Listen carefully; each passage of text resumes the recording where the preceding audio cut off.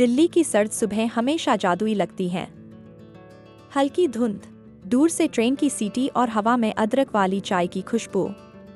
इसी खुशबू के पीछे आरव रोज अपने पुराने स्कूटर पर उसी छोटे से चाय के ठेले पर रुकता था। 2 कप चाय मंगवाता, एक अपने लिए, दूसरा बस आदत से, जैसे कोई उसका इंतजार कर रहा हो। एक सुबह उसकी नज़र एक लड़की पर ठहरी। लंबे काले बाल हवा में लहरा रहे थे, सफ़ेद कुर्ता, नीली चूड़ीदार और हाथ में एक किताब। चाय का कप ठंडा हो रहा था, लेकिन उसका ध्यान किताब पर था। आरव ने पहली बार ठीक से देखा। दिल में कुछ हलचल हुई, पर बोल नहीं पाया। बस चुपचाप देखता रहा। अगले दिन फिर वही। इस बार नजरें मिलीं। लड़की ने हल्की मुस्कान दी। आरव ने भी मुस्कुराकर जवाब दिया। एक पल में समय रुक सा गया। दिल ने कहा, ये मुलाकात खास है। तीसरे दिन आरव ने हिम्मत जुटाई। चाय का कप हाथ में लिए उसके पास गया। एक्सक्यूज मी, क्या मैं यहाँ बैठ सकता हूँ? लड़की ने किताब बंद की। हाँ जी, बिल्कुल। मैं आरव, मैं नेहा। नाम जानते ही जैसे कोई अनजाना रिश्ता बन गया। बात शुरू हुई कॉलेज, किताबें, पसंद नापसंद। नेहा को रवींद्रनाथ टैगोर बहुत भाते थे, आरव को भी। दोनों ने गीतांजलि के कुछ पंक्तियां साथ दोहराईं। हंसी छूट पड़ी। धीरे धीरे वो मुलाकातें रोज की हो गईं। सुबह का वो चाय वाला कोना उनकी सबसे प्यारी जगह बन गया। नेहा कविताएं सुनाती, आरव अपनी छोटी छोटी बातें साझा करता। दोनों के बीच एक सहजपन था जो बिना कहे सब कह देता। एक रविवार नेहा ने कहा, कल कहीं घूमने चलें? आरव का चेहरा खिल उठा। कहा, लोधी गार्डन, वहां बहुत शांति है। अगले दिन दोनों वहां थे। हरी घास, सर्द हवा, पेड़ों की सरसराहट। नेहा ने एक शेर सुनाया, इश्क ने गालिब निकम्मा कर दिया, वरना हम भी आदमी थे काम के। आरव हंसा। तो अब मैं भी निकम्मा? नेहा शर्माई। नहीं, तुम तो मेरे लिए सबसे जरूरी हो गए हो। आरव ने हल्के से उसका हाथ थामा। नेहा ने हाथ नहीं छुड़ाया। उस दिन से उनके रिश्ते में गहराई आ गई। परीक्षाओं का समय आया।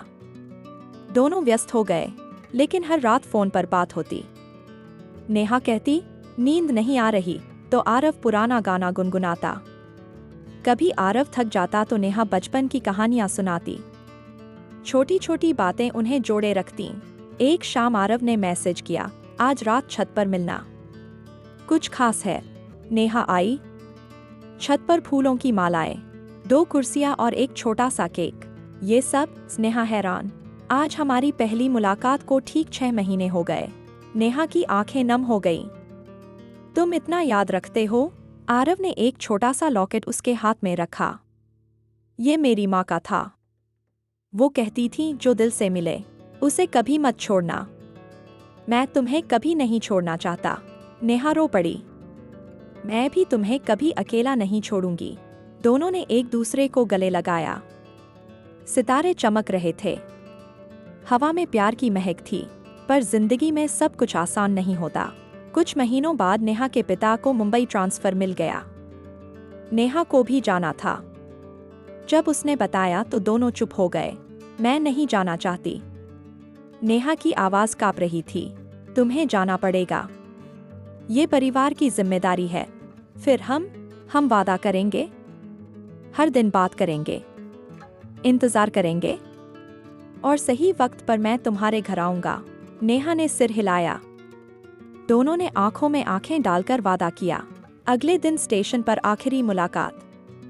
ट्रेन छूटने से पहले गले लगे। आंसू थे, लेकिन उम्मीद भी थी। समय बीता। दोनों ने पढ़ाई पूरी की। आरव ने दिल्ली में नौकरी शुरू की। नेहा ने मुंबई में। वीडियो कॉल, फोन, लंबे मैसेज, यही उनका साथ था। कभी नेहा कहती, आज तुम्हारी बहुत याद आई, तो आरव जवाब देता, मैं तो हर पल तुम्हारे साथ हूँ। 2 साल बाद आरव ने फैसला किया। मुंबई गया। नेहा के घर पहुंचा। नेहा के पिता से मिला। सब कुछ साफ साफ बताया। मैं नेहा से बहुत प्यार करता हूँ, वो भी मुझसे। हम दोनों एक दूसरे के बिना अधूरे हैं। पहले तो पिता नाराज हुए, लेकिन नेहा बच्चे की माँ ने इतने कहा, साल से साथ हैं, दोनों खुश हैं, हमें क्या लेना। आखिरकार हामी मिली, एक सादगी भरी शादी हुई। मंदिर में दोनों ने हाथ थामा, वादा किया अब कभी आज अलग भी जब नहीं दिल्ली होंगे। आते हैं तो उसी चाय वाले ठेले पर रुकते हैं, 2 कप चाय मंगाते हैं, एक दूसरे को देखकर मुस्कुराते हैं, क्योंकि सच्चा जो प्यार दूरी को वही भी है पास ला दे, जो वक्त को भी जीत ले और जो हमेशा हमेशा बना रहे।